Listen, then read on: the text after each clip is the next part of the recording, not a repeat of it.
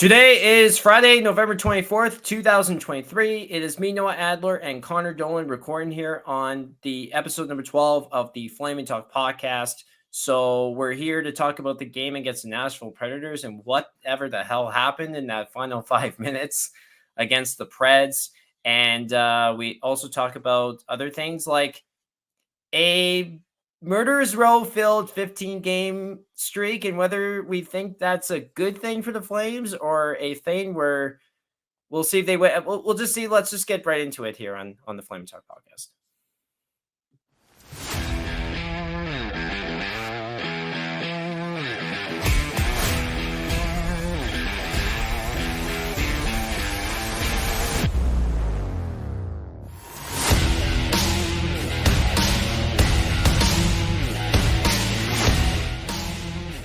And welcome to episode number 12 of the Flaming Talk podcast as provided by the Hockey Podcast Network.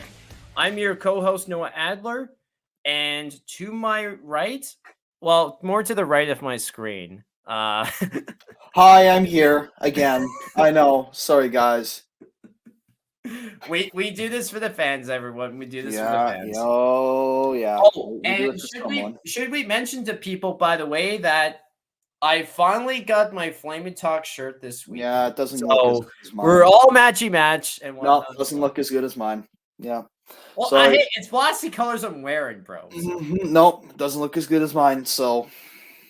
Yeah, well, that's just like your opinion. Oh no, that's everyone's opinion, and frankly, you've ever seen the Big Lebowski before? Yes, I have, and frankly, I don't care. Frankly, man, mine's better. So I'm not, and no, I will not take any kind of opinions. It's all factual. In your opinion, it's all factual. No. It's all factual based on facts. You know that mine's better. Anyways, see, as you see, guys, he's got a hammer, and yeah. So, my computer's being weird because at times it'll all of a sudden decide to like go where I would be talking, and then it would, any kind of action would come along like 2 seconds after. And so that's starting to piss me off. It's a new computer, by the way, but I am not afraid to hit it with a hammer. And also what's nice is that my desk is actually made of glass. So if my computer goes down, so will my desk. If you can actually hear, that's not metal, and that is not wood. That is pure glass.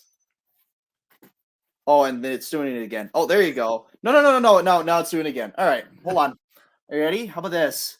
A little bit of that. It'll be right in the screen. It'll be a lot harder next time. There you go. Now it's working. Ladies and gentlemen, Connor Dolan has anger issues, apparently. Oh, I'm just doing what a handyman would do. Use a hammer to make things work. It's 10:55 at night, folks. I just got back from work. He's got a hammer. This show's already off the rails again. So it's your fault. It's all your How fault. is it my fault? You got a hammer. Your fault. It's all your fault. All right. Well, why don't we talk about last night? Seattle Let's talk about last night first, because I want to get a little into last night here. So basically, the Flames played as flamsy of a game as you could ask for. It was a pretty subpar performance. They put pretty down to Nashville last night, which they always seem to do. Like every time they play the Nashville Predators, it seems as if they never show up for those games.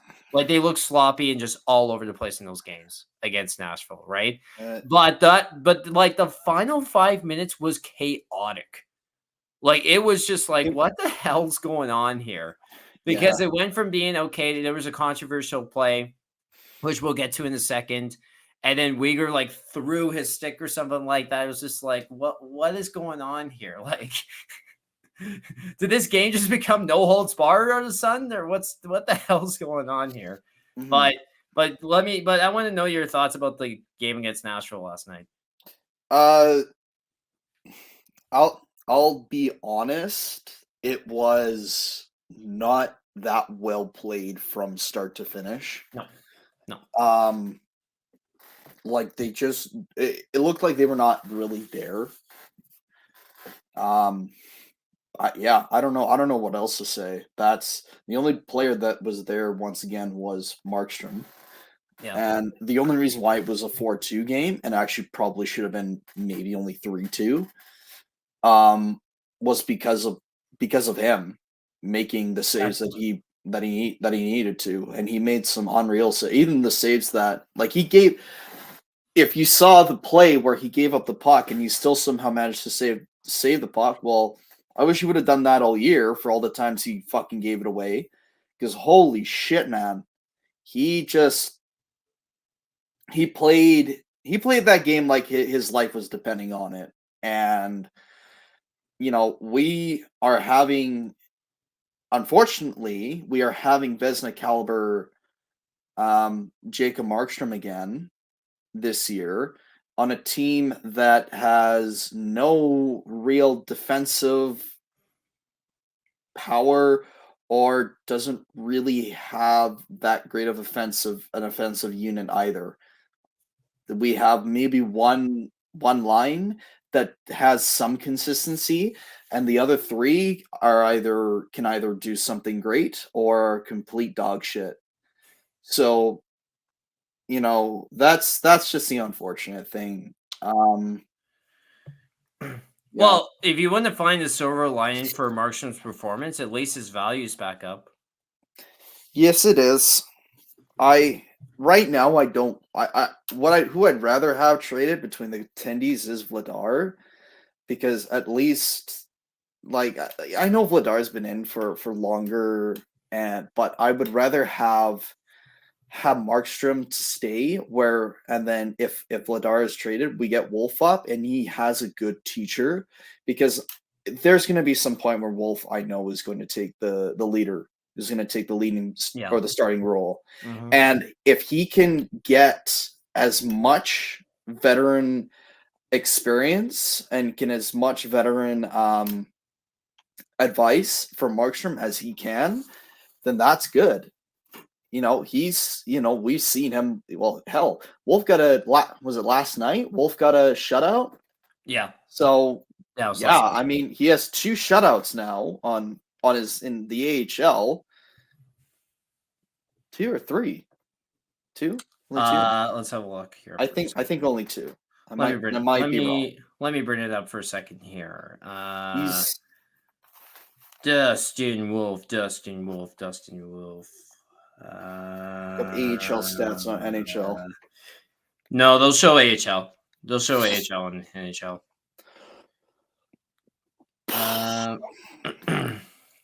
See? All leagues. There we go. So far, AHL, Calgary Wranglers. 9 games played. Okay. 232 goals against, 918 save percentage. Pretty freaking good, if we're being honest. Shutouts. Here, let's actually. Sorry. But anyway. Point being about last night is that it almost, as I said, like it almost feels as if the Flames like always play down to the Nashville Predators. Like it almost feels as if they never show up for those games. No, I mean, going back to last year, going back to the year before, like it feels like the Flames like just never show up for those games against the Nashville Predators. It feels like it's all over the place, sloppy. I don't even really care at this point. At this point, it's like it's a whatever. Yeah. It's just kind of, you want to play like shit, then, you face the consequences. And then now we have this 15 game spread basically from now till about New Year's, where we are in face with some of the top teams in the NHL. Yeah, let's talk about that, shall we? Yeah, hold on. Let's see. Okay, I have it right here with me. So the Flames start a 15 game between now and December 23rd, which is a day before Christmas Eve. The Flames play 15 games between now and then. And It is a murderous row filled with teams. So I'm gonna start with tomorrow night's game. They're in Dallas. They're in Colorado. They face the Golden Knights next week. Hold on. You know what? I'll do. I'll share my screen here. I'll select Flames. Share that screen there. So there you have a little bit about what it looks like there. So go ahead. Okay, so we're gonna start with tomorrow night's game, and they're in Dallas against the Stars. Then they're in Colorado on Saturday against the Avs. They face the Golden Knights back home on Monday. They face Dallas again next week. They face the Vancouver Canucks again next week as well. They play the Minnesota Wild on Tuesday, December 5th. They play the Carolina Hurricanes, who are always a tough task as well. The New Jersey Devils, who are a good team as well. The Colorado Avalanche, once again. The Vegas Golden Knights, the Minnesota Wild, the Tampa Bay Lightning, the Florida Panthers, the Anaheim Ducks, who are in a playoff race, funny enough, and the LA Kings, who are third place in the Pacific Division. That's who we have. Yikes. And what's funny is that the three is we have between two Colorado and two Dallases. I'm seeing the Wild 3 times in less than a month. Or just about a month. Dude, that's just like the Northwest Division days where they played the Minnesota Wild like 8 times. Yeah. I mean, 3 times in 1 month. But it's, yeah, I mean, like I'm just looking at what we have here. From even like I'd say even like we have the Kings. Dude, the Kings are playing really fucking well. So yeah, the Kings are absolutely no joke. And not even mentioning too, the Kraken on the 27th. Like, and the Kraken are in the playoff race as well. And then they play Philly, who's played relatively well, but have fallen off a cliff a bit. So it's like,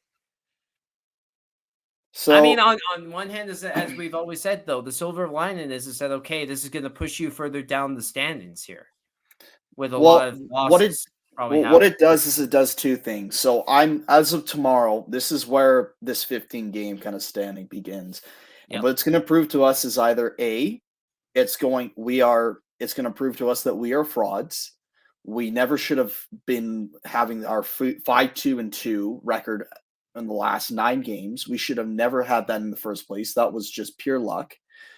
And the Flames always play down to their competition. And or we play these guys. We do amazing for whatever reason. We get a win here, get a win here, get a win here. Maybe lose here, get a win, get a win. Maybe lose, win, lose, win, and then maybe a loss. So out of the 15 games, we win 11, and we're all of a sudden in a way better spot. Then it kind of gets to that point of, well, what the fuck do we do now? So then it proves to us that, okay, we have capability. So how do we elevate it? What are the guys that are showing what were the reasons for the 4 losses in the first place? And where do we go from there to say, get the hell off the team because you're the reason why those 4 losses happened in the first place? Or will we be exposed for the real Flames that we are and lose, lose maybe 12 out of the 15? I don't know. Yeah, I think personally, I'm not feeling great about. I mean, I'm feeling good for the sake of the fact that if they lose a lot of games in the 15 game stretch, it's going to push them further down the stands again. And that's kind of, again, what we need. I mean, it's like, okay, playing competitively, that's fine. I don't have a problem with that. And because I think it's always good to play competitively. Mm-hmm. But I also look at it and say, okay, silver lining being is that if you lose more games here, then that's good for where we need to go. Yeah. Because there's a point, because they do need to start selling soon. I think there's a point also where we've talked about this podcast a couple times now. Like, I personally think that waiting around for too long is no better than waiting for too long. Like, I think personally, like, there's a point, and I'm not saying trade them like right this second, not right now, but I'm just saying is that I don't think you should be waiting until February to make decisions. Like, I I think you think should be making decisions now. I think some of them need to go now. I really think some of them need to go. I think I'd agree. Zadorov and Tanev probably, but yeah. But Tanev's more that Dubé. deadline acquisition though. Dubé. Sure. Dubé or Dewar or even Ruzicka, one of those guys can go right away. Dubé for sure. But Dubé Dubé, for sure. I want gone right now, just so that we have. Dude. Yeah, goodbye. Thanks. Thanks for coming. Oh See my ya. god, man. He's absolutely pathetic and useless. He's terrible. He's trash. Get him off my team right now. Just unbelievable, man. Yep. Man. Yeah, I mean Mangiapane too, I would consider trading too. Like not right now, but more as if like more of a summer trade, perhaps, or something like that. Like I would consider trading Mangiapane this summer as well. But the guy's not getting any younger either. That's the other thing too. Like Mangiapane's like he's gonna be 28 like next summer. I don't know. So like he's not getting any younger, and like he's dropped off significantly since scoring 37 goals 2 years ago. Almost a 40 goal guy 2 years ago, and what the fuck happened? Like what the fuck happened, man? Well, what happened was that the two guys that were giving him a lot of the points left. Holman and Backlund. It was a fucking great line. Why not go back to that? Oh, dude. Again, do you really think I don't even think the upper management gives a shit at this point. Right? They probably were really pissed off that they actually. I bet you someone made a. I don't even think Murray Edwards actually made the plan to build a new arena in Calgary. I think he just was like, no, we actually want to relocate. Get somewhere better so I can sell this shitty team. And then someone was like, no, we're keeping it in Calgary. And he's like, I didn't order this. I didn't want this. And now he's having to. Well, why doesn't he just sell the team then? If that's the case.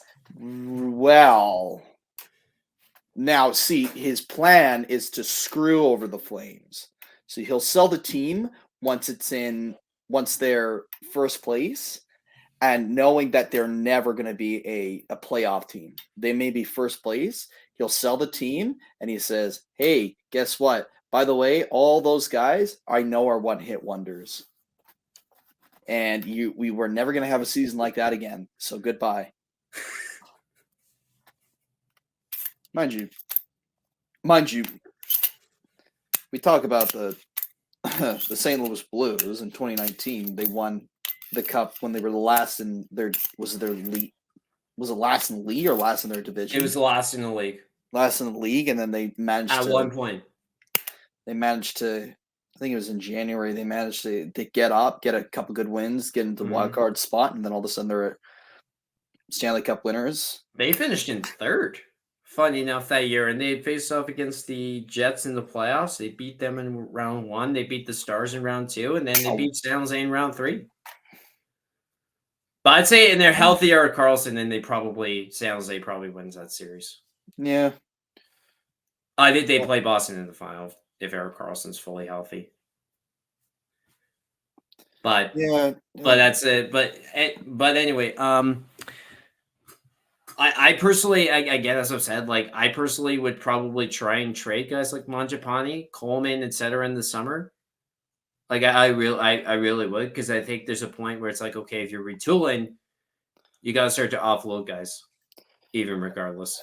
And I hope to God they look for draft picks rather than get more old guys on the team. You get an old guy, we get an old guy. Mm-hmm.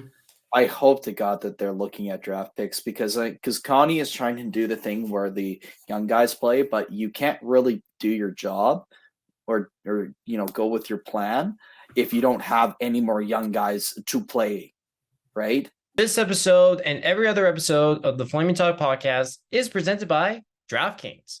Bet the action on the ice with DraftKings Sportsbook. Download the app now and use code THPN. New customers can get $150 instantly in bonus bets for Ben just $5 on hockey. That's code THPN only on DraftKings Sportsbook, an official sportsman partner of the NHL. The crown is yours. Bonus bets expire 168 hours after issuance. Gambling problem? Call 1-800-GAMBLER or visit www.1800gambler.net. In New York, call 877-8-HOPE-NY or text HOPE-NY to 467-369. In Connecticut, help is available for problem gambling. Call 888-789-7777 or visit ccpg.org. Please play responsibly. On behalf of Blue Hill Casino and Resort, 21 plus ages varies by jurisdiction. It is void in Ontario, unfortunately, but bonus bets expire 168 hours after issuance.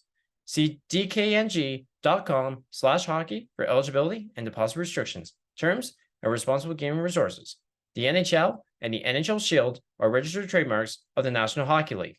Copyright NHL 2023, all rights reserved. This episode and every other episode of the Flaming Talk podcast is presented by Raycon. It might be too early to start decorating for the holidays, but it's never too early to start your holiday shopping. Why not take care of it now, before the crowds and packed calendar make shopping a total nightmare, especially when you can get some of the best deals of the season well before Black Friday. It is the last day of Black Friday, sadly, but to that point, you can shop Raycon products right now and save up to 50% off because the early Black Friday sale is going on now. You've heard me talk about Raycon's products before.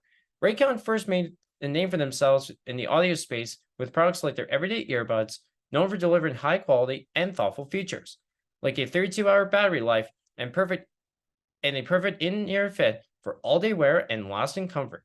And this past year, they expanded their entire business with the introduction of Raycon Home and Raycon PowerTech. Their 5-star reviewed Magic 180 cable allows you to charge iOS, micro USB, and Type-C devices 8 times faster with 100-watt power delivery. Their faucet filter ultra filters the water in your tap against chlorine and heavy metals. It's a must-have for ensuring the water you use to wash your face and brush your teeth is, actually clean. Raycon is known for delivering high-quality and thoughtful features at half the price of other premium tech brands. It's no wonder their products have racked up tens of thousands of 5-star reviews. To get everyone in the holiday shopping spirit a bit early, Raycon is currently offering 20% off everything on their site, with select products up to 50% off. So beat the crowds now and save now. Trust me, you do not want to miss out on Raycon's early Black Friday sale. Hurry now to buy raycon.com/THPN to get 20 to 50% off site-wide. That's buyraycon.com/THPN to score 50% off Raycon products. Buyraycon.com/THPN. I saw a reel on Flames Nation, right? And someone had put out the question to Pinder and to Boomer last night on Afterburner, that would you trade Marchand to the Oilers, right? And here's how I'm going to lay this out for you. If the Oilers came to me and said, because let's be very honest, the Oilers are in a very desperate situation, and they're a team that know damn well that if they don't get their shit together, Connor McDavid's walking out that door, that he's gone, and that Leon Draisaitl is gone. So let me ask you this. If the Oilers hypothetically came to you and said, hey, we need a goaltender, we want Marchand, and they came to you and offered a first, Bouchard, and maybe plus for Jacob Marchand, yay or nay? I'd say, how desperate are you? I'd ask that's pretty damn desperate. How desperate? I'd say, we'll take Leon. We'll take Leon. We'll take a first and Leon Draisaitl. I love it. Listen, unlikely, but I love it. You want one? You want something? We will make you pay. And we will make you pay dearly. You think McDavid? I know McDavid can do this by himself. I'm pretty sure you know that too. But I mean, because guess what? What I damn know well for sure, Stuart Skinner isn't doing his job. You have a No. guy like Calvin Pickard who plays like me in beer league. World junior goaltender 1 year, by the way. World junior goal. Yeah, my ass. There's no way that a guy like him was a world. How the hell did he even get into the NHL? Like I'm looking at his style, and I'm like, oh my god. Not even at least Alex Stalock had a weird style, had like this older style, but he can make saves. This guy can't do anything. No. He drops down Yeah. to his knees. No. He has these god awful Vaughn pads, and it's like, wow, you know what? That's me when I go down on my knees. I'm an unflexible, out of shape, fucking piece of shit, and I can't. How bad he's playing, or how bad he looks on the ice is just it's hilarious. It's pathetic. It's almost like you want to just kind of, hold him in your arms and say, it's okay. It's going to be all right. You're not that bad of a goalie. You were World Junior once. You were a World Junior goaltender once. Now look at you. Let me ask you this question as well. Do you think this is the year that Connor and Leon ask out? I think one of them do. I don't think both of them. Well, actually, no. I say that. I think if one does, the other will as well. Yeah. If the only way they're keeping McDavid, I mean, they already have a contract. Unless they say we're gonna put an even bigger extension after your year, and we're gonna give you like $12 million for 5 years. Well, Or by we're the gonna way, give you- just sorry to cut you off, but McDavid's currently making 12 and Draisaitl's currently making 8.5. By the way, so if you're talking about someone making 12, it'd have to be Draisaitl likely. But I then give him 20, give him 15. McDavid's likely getting 15. So You're saying, don't leave us. We'll give you 15 after your original right now. You're not, and I'm here, and I'm gonna. I just think personally that the longer this continues on, man, the more that they're gonna want out. There's no way that you can possibly keep staying after all this. Like, how are they not yet at that point? Like, I mean, like that viral video of his face going around social media last night. Like, that's a guy who does not give a fuck at this point, and that's a guy who looks extremely checked out, and looks like a guy who is done in Edmonton. That he does not care anymore. They play tomorrow, don't they? Yeah, they play against the Caps, and the Caps play. Caps are doing very well right now. They're doing good. 6 in a row. That's a shocker too, because nobody expected Washington to be at this point too. Like what the hell? Okay. The probable starting goaltender is Skinner again. I'm looking at his stats. By the way, people, I know people will flip away from this show saying, why are you talking about the Oilers all of a sudden? Guys, we're hockey fans. We can have any kind of conversation we want to have. And I know you're going to say, rent-free, they live rent-free in your head. Yeah, you know what? They do. And what's funny is that they're losing, which means that, it'll absolutely be something we talk about because it's hilarious. It is actually it's just funny. What would the trade? Let me ask you though. What would the trade package even look like for McDavid or Draisaitl? What would the trade package even look like? Dude, it'd be like Eric Lindros type of deal. I was thinking the exact same thing. It'd be like 7-8 players. You'd have or 7-8 acquisition. So they probably ask for 3 first-round picks. They'd ask for 2 for like 2 of their top line guys. They'd ask for some good a good pair of defensemen, like their top defenseman, and then a really good goal, and then a goaltender.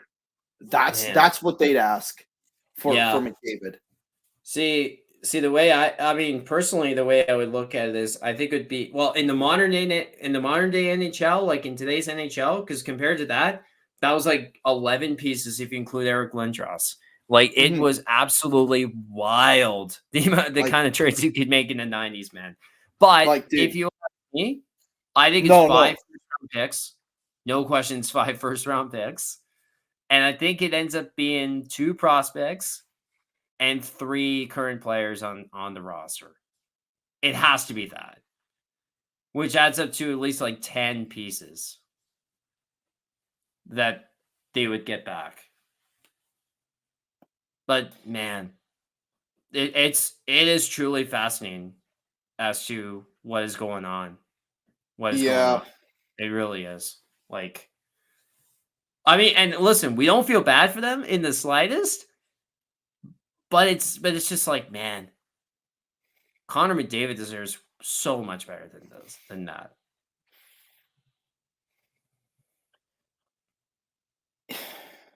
Yeah, I'm just trying to see the trade tree. Hold on, trade tree. Trade tree. Steve Dangle's trade trees.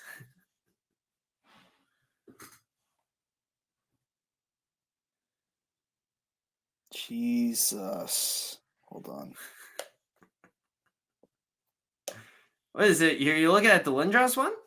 No, I'm just looking at what they had. So so LA acquires. Gretzky, right? Yeah, Gretzky, Mike, Krishlensky, and Marty McSorley. Mm-hmm. Edmonton acquires Jimmy Carson, Jelena was Mark one of them. Shellenau, a first-round pick for 1989, a first-round pick for 1991, and a first-round pick for 1993, and $50 million in cap space. Oh boy. They- What would they that? get- Well, they didn't have a cap space. They didn't have cap space back in the 80s, though. That's the thing, Oh, right? yeah, So yeah, $50 million that's in cash. Jeez, $15 million in cash. It would get you like Connor McDavid and a like middle 6 defenseman. That's Someone insane. to that extent who makes like $2.5 million. Dude, that's. I thought they would have. Yeah, That's just that's like wild insane. stuff back then. Like, here, let's have a look at the Lindros one for a second here. I mean, people have fun with this conversation.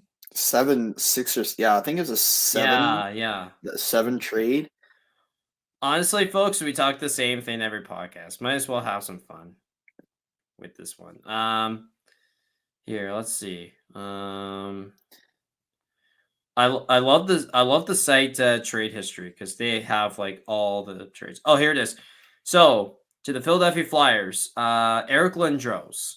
To the Quebec Nordiques, Steve Duchesne, Kerry Huffman, Mike Ricci, Ron Hextall, Peter Forsberg, $15 million in cash, 1993 first-round pick, which turned out to be Jocelyn Thibault, future considerations for 1994 first-round pick, which turned out to be Nolan Baumgartner, and Chris Simon was the future considerations. So 9, basically. Basically 9, that. Yeah, Yeah. 9 different assets Mm-hmm. that they traded for one guy.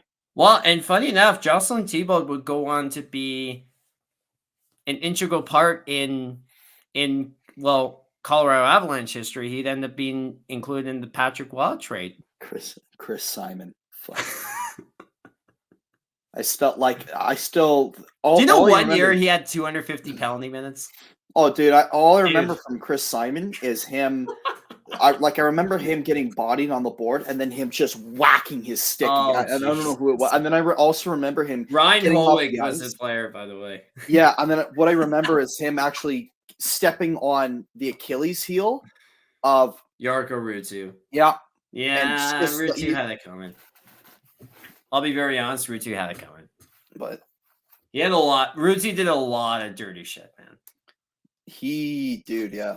I mean, all I remember, and then I forget that we actually acquired him, Chris Simon. Jesus, man. It's like Dennis Wyman. Well, Noodles. Well, the funny thing is, Noodles went in that trade. Jamie McLennan. He went in that trade for Chris Simon. Funny enough. Oh yeah. Well, it's funny. I mean, you talk about Chris Simon, and you always think about player of safety calling. Yeah. For Jarkko Ruutu and Ryan Holrick, but I mean, people forget Simon was an integral part in the 04 run. Yeah, Like he had a pretty good part in them getting to Game 7 against Tampa. But and what else? What else was it? Who else was? We had Vesa Toskala, Jesus. and he didn't do much better. Probably the here than he worst did. goaltender in Leafs history by a country Yeah. mile. He didn't do much better here than he did with Leafs. Dude, his career was practically over at that Yeah. point. Well, most goaltenders who sign with or who are prospects for the Leafs are their career is already over. Oh, no, there's no question about that. There is, you have. It's both. I think it's both confidence with pressure, because every time the Leafs lose a game, it'll be does the Leaf have like a goaltending problem, and should they look at signing this guy? It's like, no, they shouldn't. Anderson was probably your best guy in recent years, and then you're like, he can fuck off. It's like he carried you to get you a couple of those games in the first round. Even though you never made it past the first round, he fucking absolutely helped. Like you should be happy that. Well, the funny thing about Freddie Anderson has injury problems now, and he did to an extent. That's how he left the Leafs, right? Was practically like injury hit stuff, and they just couldn't afford him. They couldn't afford him after that. And plus, basically, Jack Campbell, who now pretty much sucks on the Oilers, basically stole the job away from him.